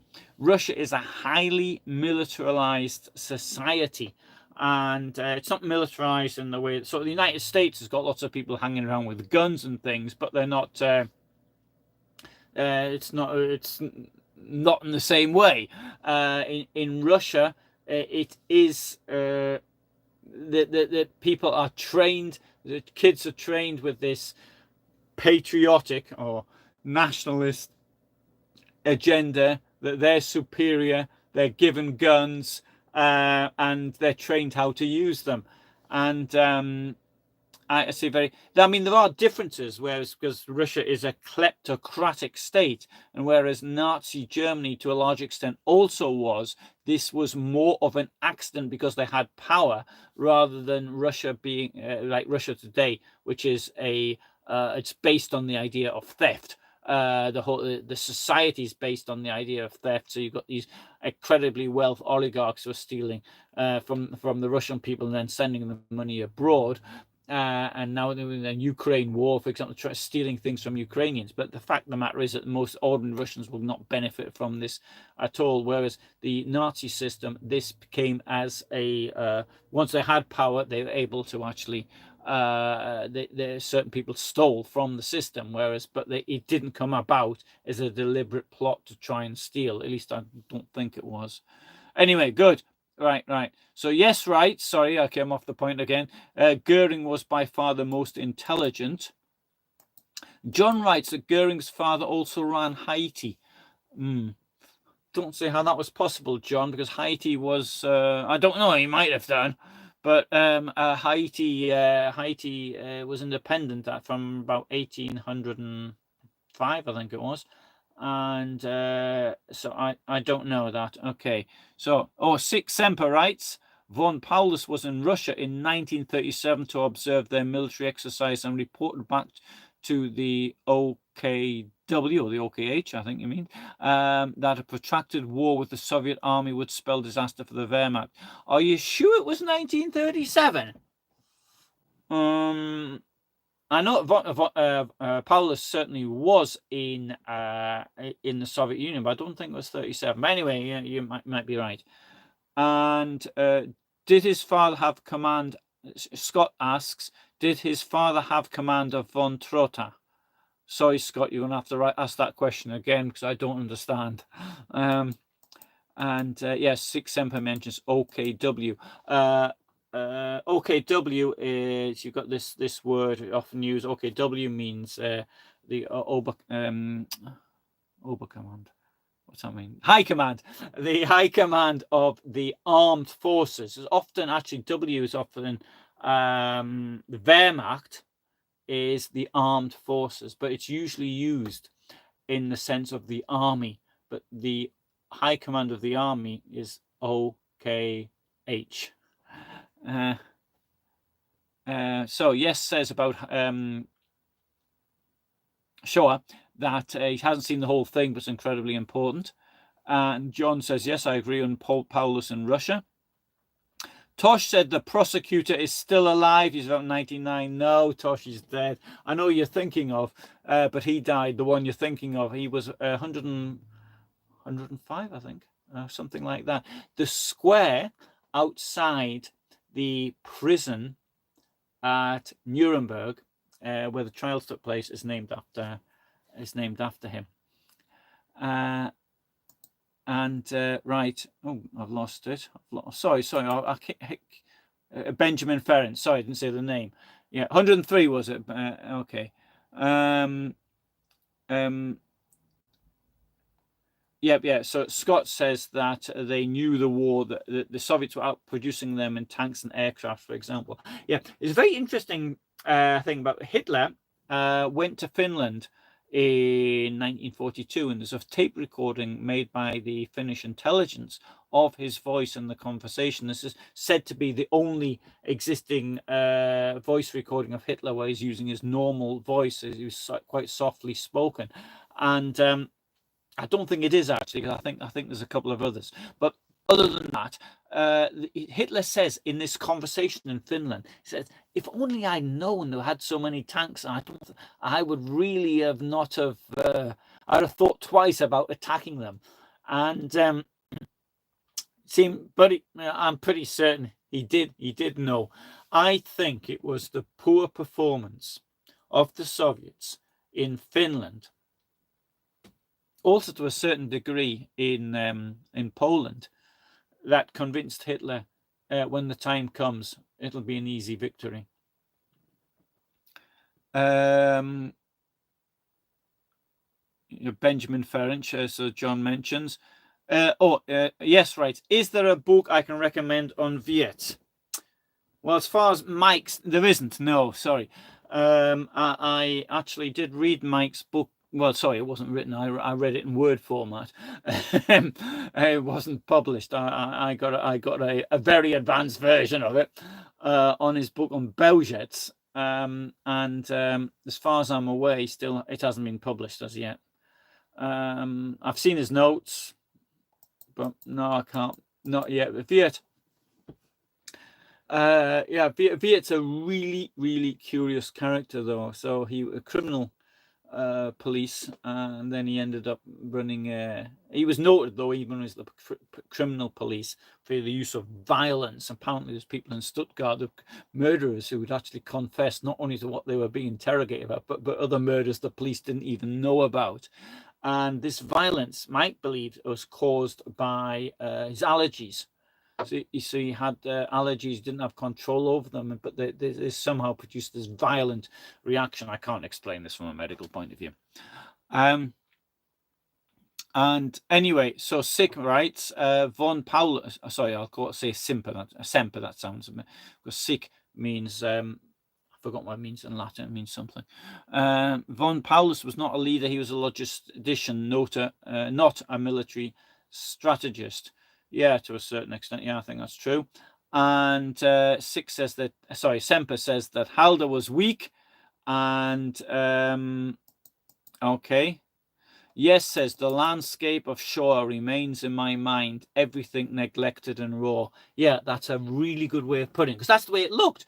It did look like that in Poland. I mean, when I first went, well, in fact, actually, the first time I was there was about the same time as Landsman was. The first time there was in 82, and that's what it looked. It looked like that in the 90s though as well. Certainly, I mean, some of these places. I mean, Treblinka looked the same when I first went there. First, my visit was in 94 to Treblinka. Sobibor, I went there much late 99, so it looked the same the first time. And Helmno, first time I was there in 94 as well, looked the same. So von Reichenau died in 42 as head of the 6th Army. Yeah, von Reichenau, he was a very keen sportsman, and he used to do discus throwing, for example, and he used to like to go. He would go out for a run. Now, one thing that distinguished the German generals of the Second World War from the French ones, there was a description of the German, although they're in the 50s, would be out running and doing exercises and this type of thing, whereas the French ones were sort of fat and flabby and really didn't do much walking at all. Now, von Reichenau, I think it was 17th of January 1942, he went out running, and in the morning he said he felt a bit unwell, and then he had a heart attack. He was put on a plane. Now we know, because of his adjutant, whose name I think was Heim, off the top of my head, he told von Paulus in Soviet captivity, and the Soviets sort of monitored the conversation, that they got him on a plane, and he probably died actually on the plane itself. So he possibly had a second heart attack on the plane, and then the plane itself actually crash landed. So it needed to. It was at Poltava in Ukraine, and it went to Lviv in occupied Poland. Now Lviv in Ukraine, and it came the pilot, against all normal procedure, decided to I think he tried to land in the crosswind, and this caused the plane to veer off, and it smashed into a building, and it was only the adjutant who got out unscathed. Everybody else was taken off the hospital, but by this time von Reichenau was dead anyway.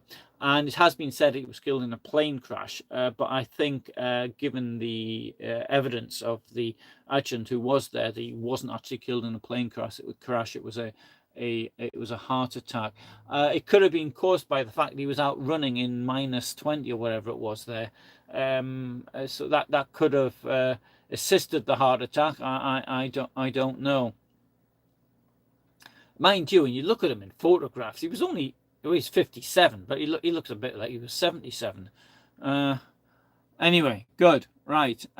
So Spaniel writes, "Glad I've crushed the myth of the clean Wehrmacht." Yeah, maybe I have to a certain extent. Yes.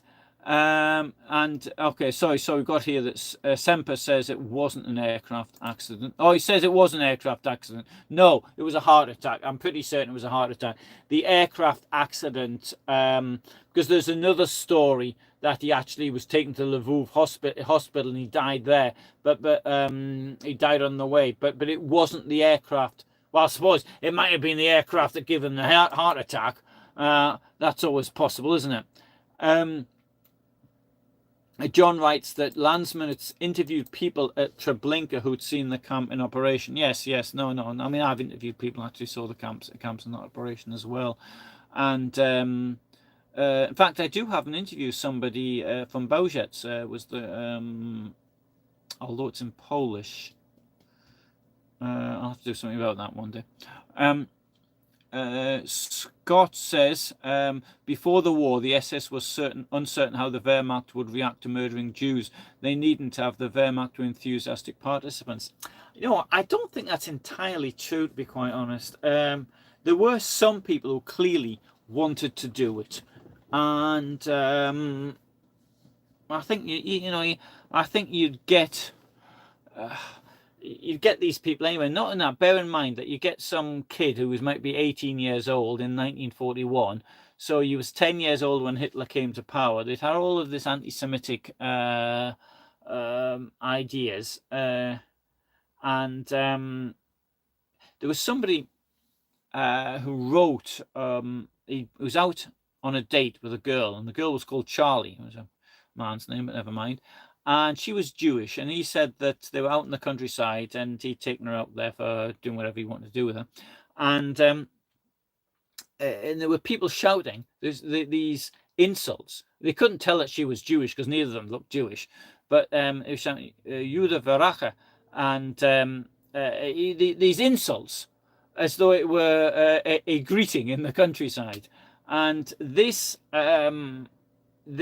after time must have had this effect. Not only that, if you watching things like the newsreels, which are full of these things, I started putting together newsreels and then translating them. So I'll put it all together. In fact, some of the preliminary works on the premium service here, but and I thought I'd put them together and allow people to actually make their own minds up about this. Anyway, good. Yes, says, I remember Alan's video Helmno in 2007. I think bone fragments everywhere. Yes, yeah. There's bone fragments all over the place. And it was like that in Belzec as well. In fact, in Belzec, it was even more. That's before about 2000. There's a monument there was opened the 6th of June 2004. But about 2002. It was absolutely everywhere. Something you find, you can even tell what part of the body it came from in certain cases. And you can put bits of skull, which are even quite large. Bones, whole bones could turn up as well. There was a lot. I don't know, it's something to do with the sand there, because when it rained, sort of the bones. I don't know if the bones. I don't suppose the bones sort of rose to the surface, or the sand sort of just pushed things away. But Belzec, they had this commercial bone crushing device which had come from Lviv. And bone crushing devices were used in the abattoirs, and but the crushed bone had some kind of industrial or use or something. Anyway, so Semper says stroke and airplane injuries. John says human nature is hard to change. Semper says Volksgemeinschaft, and this is a really important word, because this is precisely what Putin is trying to do.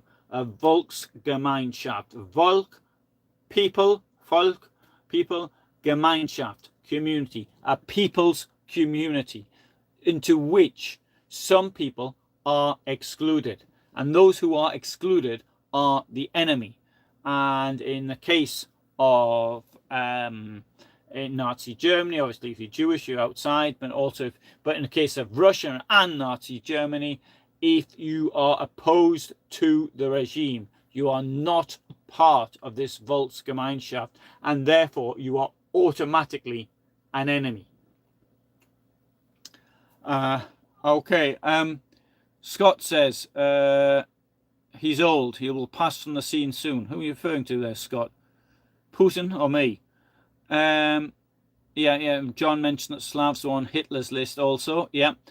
Scott says great Russian nationalism was the glue that bound the USSR and provided all the energy. Yeah.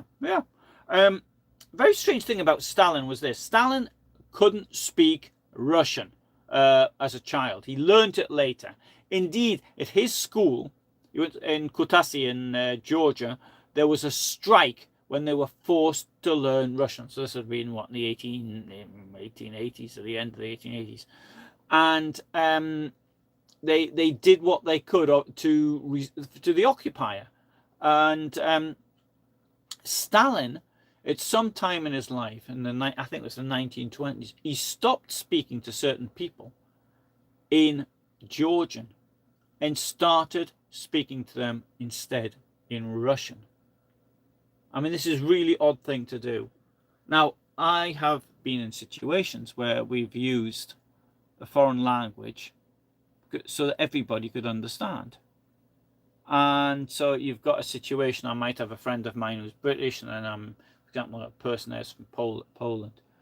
Or my former partner, for example. And I remember this is that, okay, we'd speak between ourselves, British people, it was my business partner, for example, we'd speak in Polish so that my and would understand. So and in fact, when we spoke in English, a couple of times, she got upset. And so that is understandable if Stalin spoke in Russian. But when they're together, why he would speak in Russian, I think says a huge amount. He made himself into a Russian nationalist who then tried to destroy some of the communities, the minorities in in the Soviet Union, not just the Ukrainians, the Germans, the Poles. You've got lots of other groups, the English, Chechens, trying to destroy them completely. And this genocide of these peoples, the Chita, and okay, yeah. Okay, John says that Goering's father was in Haiti and perhaps as an ambassador. Yeah, that might have been the case. That might have been the case. Von Trotter was, says Scott. Von Trotter was the German Imperial Army general who perpetrated the. Oh, sorry. Yes. The genocide of the Herero people in Namibia. Yeah. But I've forgotten the original question though. It was somebody who's Von Trotter's father. I can't remember what it was now. T guy says Jackson was the prosecutor. Indeed, he was. Scott says I didn't know Hitler went to Finland. He did. And Scott says Hitler had convinced himself the Soviet system was ready to crash, and he was very good at convincing himself of stuff he wanted to be. He convinced himself. But this is not unusual. Politicians do this all the time. They believe any nonsense, particularly when people who bring them bad news are ostracized or kicked out or whatever have you. It's not just in dictatorships that this sort of thing happens. It's clear that with Putin this is happening, that people, if they don't tell him what he wants to hear, they end up, something unpleasant ends up happening to them. But anyway, John says Ferenc established the world court. Ferenc is really interesting from the point of view of an interview he did with Otto Ohlendorf, and on the day after Ohlendorf had been sentenced to death, or was it just after, or maybe in the same day, he went round to see him, and he the point being, he said, well, maybe he can do something for his family or something like that. And so he spoke to him in German, and Ohlendorf said nastily, he said, the Jews in America will regret that they've done this to us, or something nasty. And then and Ferenc spoke back to him, this time in English. Well, in that case, if I can't do anything for you, that's it, Mr. Ohlendorf. Or something, a word to that effect. Tosh has had to go, good night, right? And Scott says, not every soldier was a raving Jew hater, but the instances of Wehrmacht, Ada, Einsatzgruppen were too numerous to conclude that generally the army was happy to comply, with some notable exceptions. Yeah, it's really difficult in a military situation to know what to do, I think. In this case, I mentioned today, they talked about today, when you've got these, you've got a rule which has been, first of all, that it's been ignored. So they've got this with Hitler about not capturing Kyiv. Then you've got Hitler proved to be correct. Then you've got to blame somebody. So therefore you've got to blame the Jews. So it was the fault of the Jews that these explosions had taken place. So therefore you've got to kill them. I don't know if I've made my point here, but I'm going to try. I'll say it directly. I am suggesting that they might even have killed the population in order to placate Hitler for the capture of Kyiv. I'm suggesting it. I can't prove it. Just suggesting it. Right. Scott says folk cognate with folk. Oh, I disagree with that one actually, but with a lot more meaning than folk. Hard to translate into English. Yeah, because the word. I mean, okay, I'm pronouncing it as German, but the v in German, it's a f in English, folk, and but it's not, because in the word you've got Volksgemeinschaft, but we say the words like in English, like folk dance, and that's a group of people dressing up in funny uniforms and hitting each other over the head or something like that. Morris dancers. This thing is this folk traditions. It's like going somewhere and buying some local pottery or something like that. It doesn't have the same. It has no evil connotations behind it. So this is the problem with this word. Anyway, so Scott says, not me. I think that was about getting too old. And Scott says there's lots of weird stuff about Stalin. He did all the work to become a Georgian Orthodox priest. Indeed, he did. His mother wanted him to be a priest. And you know who else had a mother who wanted her son to be a priest? There we go. There's a question for today. And anyway, Scott says most Russians couldn't speak Georgian. Beria, for example, used this to his advantage, being the only Georgian speaker in the top elite. Well, no, Stalin was in the top elite as well, I would say, Scott. And after Oshodonitska's suicide, yeah. Oh, sorry. And John says my grandfather, who I grew up next door to, was from the same area as Stalin was born. Oh wow! So he was Georgian. Okay, great. Okay, right. So it's now 21:55. That's 2 hours. If I'd known I was going to do 2 hours tonight, I would have been. I thought, oh, yeah, well, how am I going to manage that? Thanks very much for listening, particularly those of you who've been here from the start. And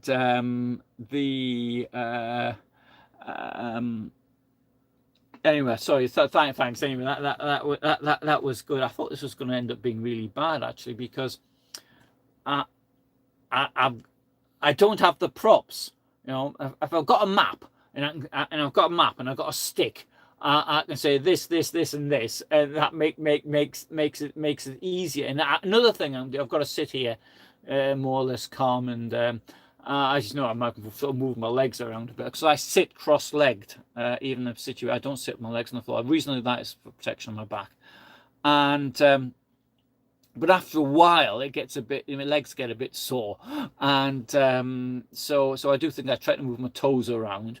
But after a while, I've got to put my feet on the ground, and anyway, so it's better off your back to sit cross-legged, and anyway, good. So thanks very much for being here. And tomorrow I've got I can't remember what the film's about though. I've put up some shorter videos, and about 5 minutes each, something like that. Oh, thank you very much. Thank you, Scott. Thank you very much appreciated. And thank you. And yeah, so I think tomorrow night, actually my boss has invited me out with her mother, and so that's nice. And I think they want to show me the business of the mother's got a business. It was a family business, and so it was nice to be invited out like that. And Tuesday night, I need the business I'm involved in Poland. I need to get there, and so I might be in transport and traveling. So unfortunately, my vehicle failed. It didn't. Sorry, it did fail its test. You got to do this your examination, and when the examiner said you've got to fix this, and it was fixed, but then it broke again. So I can't really go until I've got that sorted out. So that's my situation. So if I'm still here in Germany, I'm still here in Heilbronn, I should say, on Tuesday I'll do a video on something like this. I'll talk. If not, I'll next one will have to wait until I get back to Poland. And there's something actually I'll be going. I've got a friend who's looks after the Sachsenberg concentration camp. Anyway, he said to me, why don't we do a video together, something like that. So, oh yeah, we could do that. And so, because he's from Ukraine, he said, well, we could do something on the Russian Revolution or something like that. And I thought, well, maybe we could do something on Sachsenberg concentration camp. That'd be more interesting, maybe. And anyway, so he doesn't know about this, doesn't know I'm coming yet. But if I end up at his place, then we could do something like that, and I think that would be quite interesting. Though I mean, asking somebody to be on at 8 in the evening is perhaps a little difficult, but might have to. Alternatively, we could do something and then record it and then take it like that. I think the Russian Revolution is quite a interesting theme, because if I ever were to do a novel, sorry, I'm not going to write a novel. I'm not going to do it at all. That's 100% not doing. But if I were to do something, it would be on the Russian Revolution. And the reason I do that, because what interests me is this: at what stage would I realize it's no good? It's not a good thing. I would, without any doubt, I would have supported the Russian Revolution. Now, whether or not I supported the Bolsheviks, it's hard to say, because with the knowledge I've got today and having read Marx, I can say it's absolute nonsense. I mean, if you cannot have an economic system run like this, because it's never going to work, and that's utterly clear. But then I would definitely have been completely against the Tsarist system. So I thought that would be a good sit. But when would I have realised that this was going the wrong way? Because obviously the first thing you do, you see things are wrong, but then you make excuses. But Reds, yeah, I saw that film, John. And the film Reds, yeah, I was hoping to see it again. I saw it because it came out in '81. I've forgotten the name of the actor now, and yeah, but he was very. I know Genovia was in it amongst others, and yeah, I think I would have supported Kerensky. Now, would I have supported the Bolsheviks? The problem with Kerensky was this: is that Kerensky didn't end the war. That's what he should have done. He should have, if he'd ended it, then it would be different. Now, Kerensky, he died in 1970, so he had plenty of time. He was a professor somewhere in the United States, so he had plenty of time to think about his mistakes in the few months that he was in power. Had the war been ended, then maybe the Russian Revolution wouldn't have happened. Maybe it would have gone a different way. You think of all the dreadful things that happened, because I mean the Tsarist system was bad, but it seemed almost heavenly in comparison to what came after it, and that's what the interesting part is, I think. And sorry, what was that? I'm sorry, I can't see. I'm trying to read. I'm trying to read my telephone. And oh, sorry. And Kerensky had the backing of the USA, Britain, and France. Yeah, NKVD codename for Kerensky was the clown. Yeah, what's him? And so John's grandfather, Czech. Okay, great, super. Anyway, good. All right, thank you. So coming off the yes, Scott says it's a complete misunderstanding of human nature. It is, but there's a book called Russia in 1919, which is often seen as being it's sold by socialist bookshops and things like this. And reading in this book, the author, British person who then went on in his later life to write some children's books, but he was talking to I think it was Genoviev. Yeah, it was Genoviev. And Genoviev said something along the lines about the eggs. If only the peasants would sell the eggs for the same price as the intervention price, and then they would again get true communism. And the thing was, this is what they expected others to sell things cheaper, but not themselves. And this is where the whole thing just doesn't work. If you've got markets, then the price will find its way. That way, price will come naturally. Whereas if you've got intervention means, you end up with shortages. Just to give something quite local, recent, I mean, in Israel, I met people from Venezuela, and they said you couldn't get things like eggs precisely because of there was a controlled price, but things aren't sold at the controlled price; they're sold at the free market price. That's what it was like in Poland. I mean, if you went to the shops, you couldn't buy stuff. You had to go elsewhere to get stuff. And this is why it just doesn't work. 10 Days That Shook the World by John Reed. Yes, I haven't read it. And yeah, maybe. I always think that things like this though are it's very useful, because he was actually there, and so on. Oh no, no, I don't doubt that in capitalism, it's fraught with problems. I attended in France, in university there. There was a lecture. I don't know if it was history or philosophy. It was meant to be a what, but he was going on the dangers of capitalism. I got the impression he was a bit of a communist. But the thing of the capitalism, you've got the conflicts, and you've got conflicts, but related to things like marketing in itself is in fact a conflict. You've got a conflict of one company over the other, and then you've got a conflict between the workers and the bosses. But you've got these conflicts exist in the communist society. In fact, they're even worse in the communist society, because if you got the management are appointed by people who were appointed by others, and they're appointed because they're members of the party, not appointed because they're good at doing whatever they're doing. And so therefore you end up with a corruption, because in a true capitalist society you only end up getting corruption where it's things related to government contracts. You can't, I mean, nobody can pay me to do something. Sorry, people can pay me to do things, but it's not corrupt, because it's within the private sector.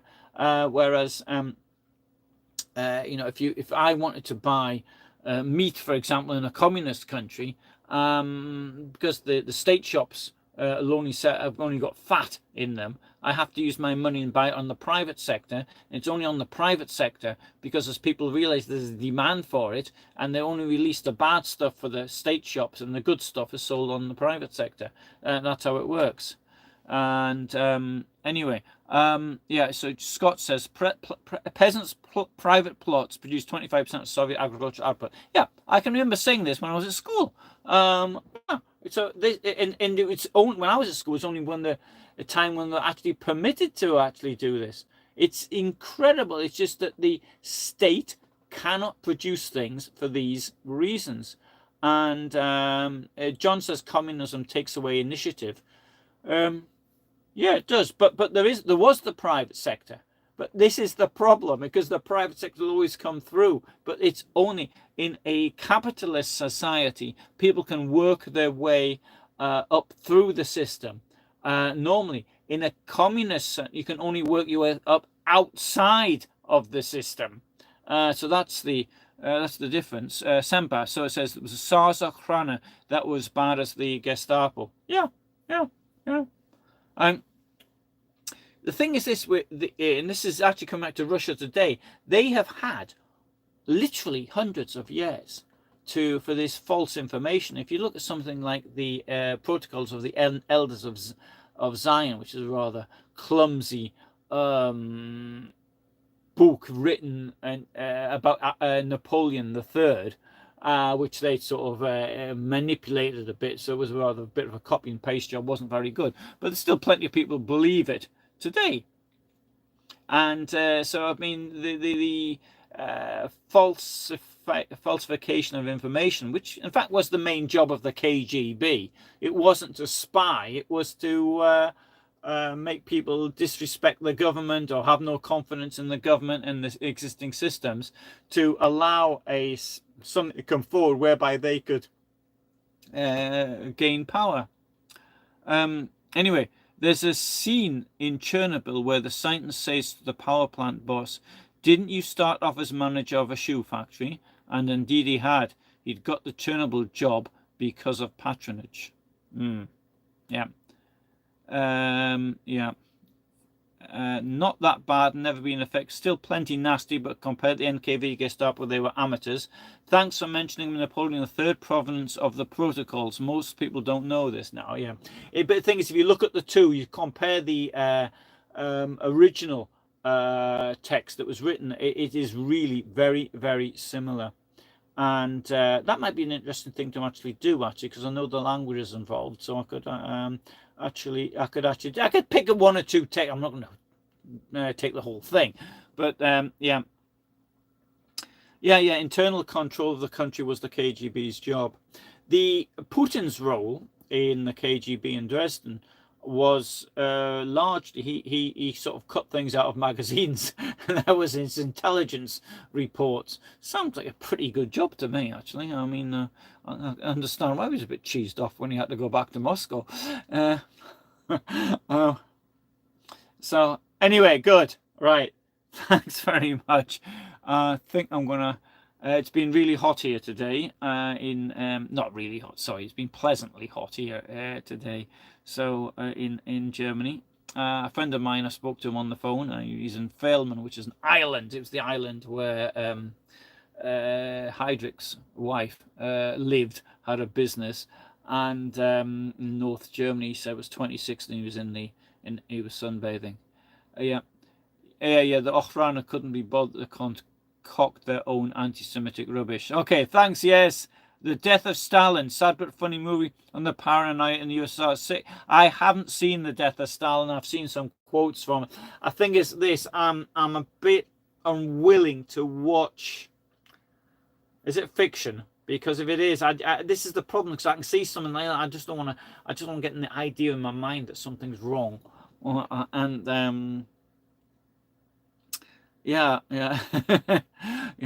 Island of Fame, I haven't been there. But I'll have to go and visit my friend there one day. He said to me, "Are you coming north?" And no, I've got to go east. I've got to go to Poland. Thanks for being here. Anyway, all the best. All right. So, bye. Bye. Thank you.